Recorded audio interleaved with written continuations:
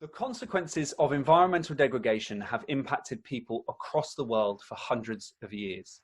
In recent decades, the negative social, economic, and health impacts of global problems, particularly climate breakdown, have fallen disproportionately on those least responsible. This episode explores how environmental destruction has impacted people's past and present, particularly those voices who are often marginalized within and across countries. To do so, I'm joined by Nnimmo Bassey, who is director of the ecological think tank, the Health of Mother Earth Foundation. Among other positions, he is a member of the steering committee of Oilwatch International and was formerly chair of Friends of the Earth International. In 2010, he was awarded the Right Livelihood Award, and in 2012, the Rafto Prize. Nnimmo, welcome. Thank you very much. It's very good to have you here. And I'm going to launch in with the first question. In what way have communities, particularly in the global south, experienced the growing consequences of climate breakdown and other global environmental problems? The climate breakdown and other global environmental problems have meant very direct challenges to communities in the global south because the area have generally been a sacrifice zone through many years. The plundering of the global south has gone on through slavery, through colonialism, and right now, ongoing imperialism, the imperial powers that don't accept that they are imperial. In terms of global warming, the impacts have been very clear in terms of desertification. If you talk about Africa, the Sahel region is very seriously impacted, and we're having coastal erosions. Africa, I talk about Africa a lot. Africa is totally surrounded by water. So rising sea levels have direct implications for communities. But even before that becomes a major issue, there's a lot of coastal erosion right around the continent. And in some places like the Niger Delta, where I come from, we're also experiencing natural soil subsidence. So the global warming, sea level rise compound this. Then we're having gross pollution from fossil fuel extraction, whether coal or oil or gas. And early 2019, we had two severe cyclones in southeastern Africa, the Cyclone Idai and Cyclone Kenneth. That kind of cyclone never happened in recent history in that region.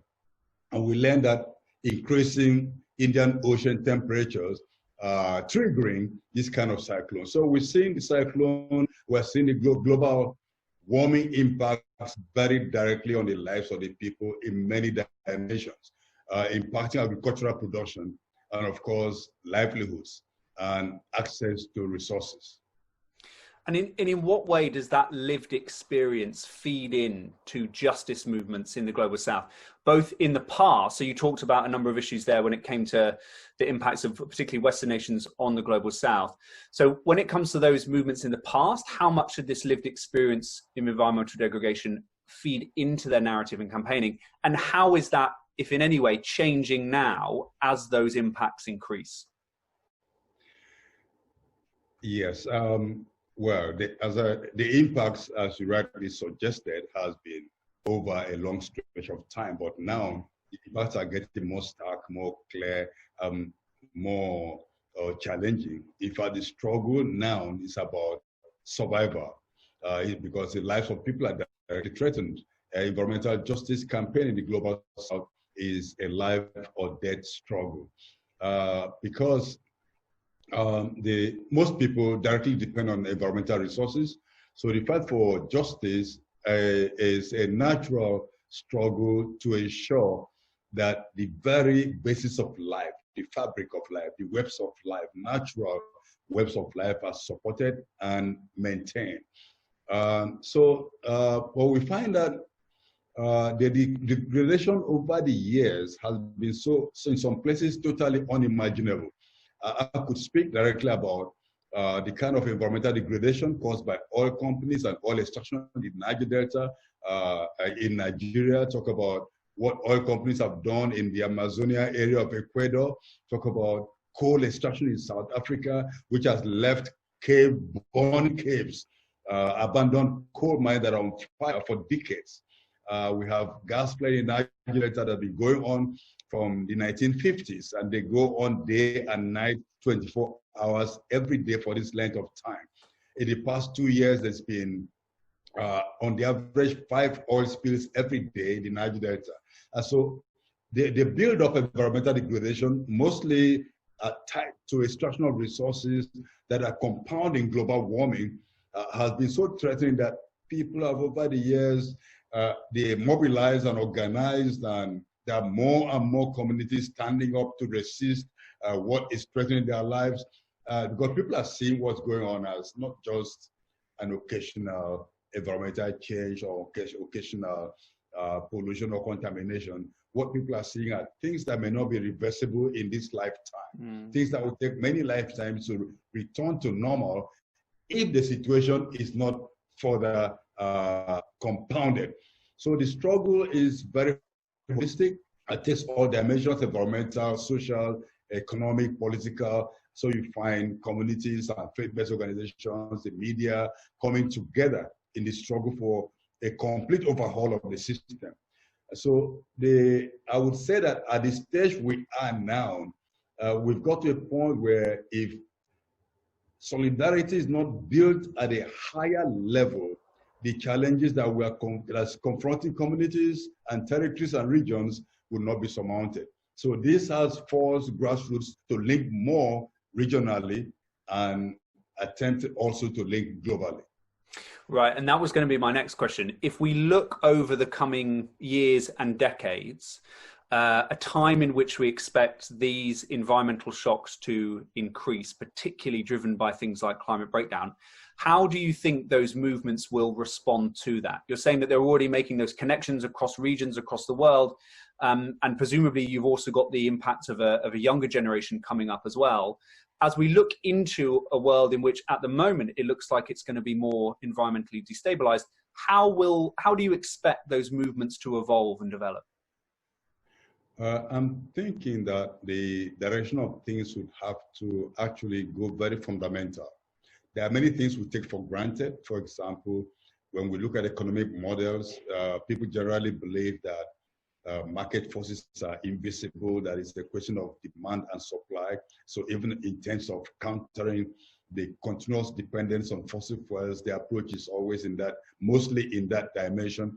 We need to go back to look at what constitutes economy, what constitutes energy, what has made us think this way, what is the factor behind the imaginary that is driving the way we behave.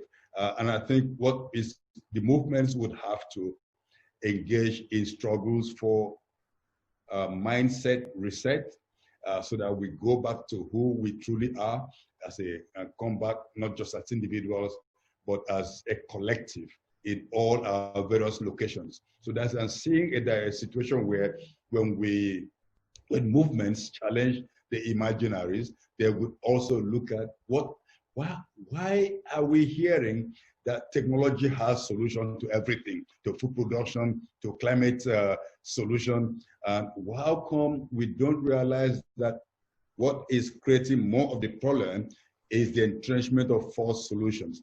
So I see a situation where movements will go back to traditional wisdom, to indigenous knowledge, and build a future based on knowledge that is not driven by financial or economic benefits and kind of domination.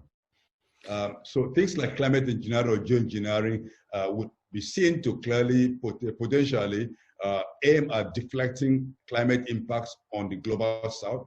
Genetic engineering will eventually destroy our biodiversity on which most people depend for survival, and therefore it will only be those who are equipped to survive, maybe to go to Mars or to live in outer space, who can create this kind of artificial environments on Earth and also possibly do well on it.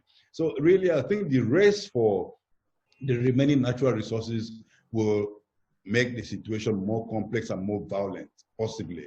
And I see the global movements actually taking aim at stopping war. We have to stop the investment in armaments, because right now we talk about green climate fund to help countries, vulnerable countries, to be raised to a level of about $100 billion in a year.